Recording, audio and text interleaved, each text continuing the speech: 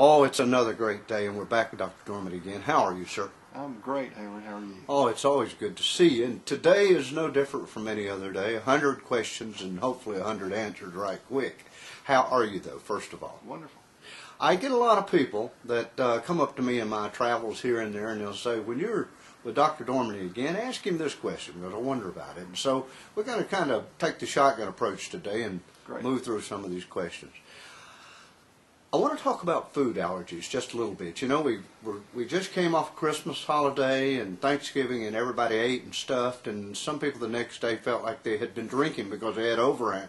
You know, they had hangovers, and and they had overhangs too. But tell me this: food allergies, fairly prevalent in people?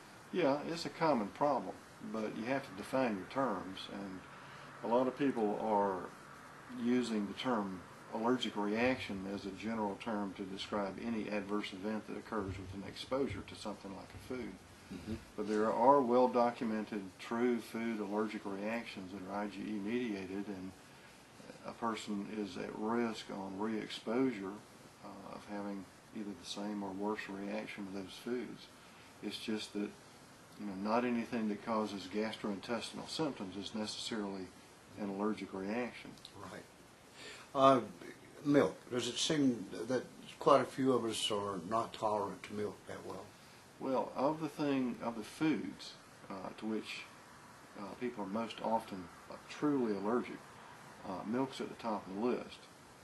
But you know, the lactose intolerance thing is totally unrelated to allergies. Lactose intolerance is because certain people lack an enzyme in their gastrointestinal tract called lactase that helps to break down the lactose sugar which is in milk. So they're unable to break that sugar down, and that causes a diarrhea and cramping, abdominal pain, and other stuff. And that's not an allergic reaction. That's an enzyme deficiency. Okay, I want to jump because we've got a lot of ground to cover here. Sure.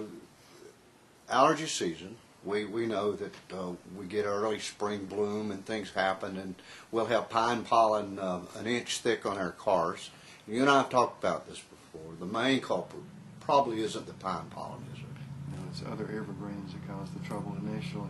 Of course, we go through this rolling pollination season that begins with the evergreens, pine and cypress and cedar and juniper and so forth. And then by the time we're in March, oaks are pollinating. And you can tell, you just look at the trees and see those clumps of brown tassels that hang from the trees. That's where the pollen comes from. Now, is there something we can do to prepare ourselves, those of us that have allergies? I have allergies, you treat me for mine, and we've got them under control, great, but is there something that we can do to prepare ourselves for this?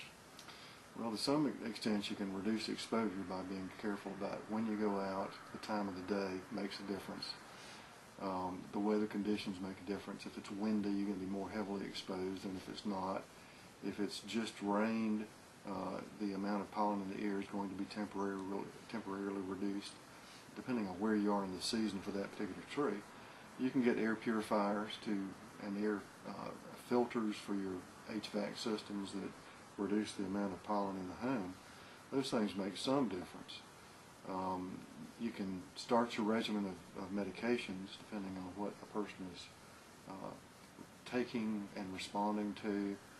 But if you get that going before you're exposed, it's going to work better than if you wait until the symptoms already begin to occur.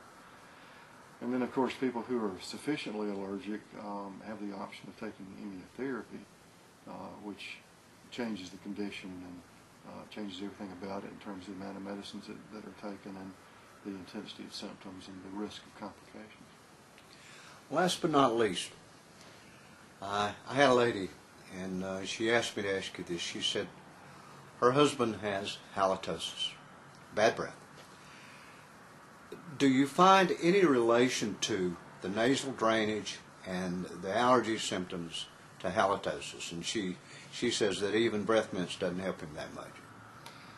That's a good question. Of course, there are many causes of halitosis, many related to dental problems and tonsil and adenoid problems, but chronic sinusitis, 99% of the time is caused by what are called anaerobic bacteria, and they are gas producing, and the odor is very unpleasant, and some people describe it as rotten or like something decomposing.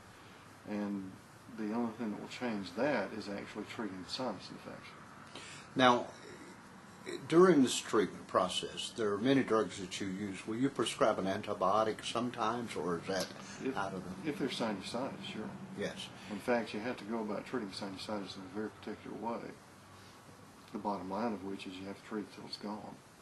And the mistake I see being made most frequently is it's treated for too short a period of time. You just don't stay on the meds long enough, do you?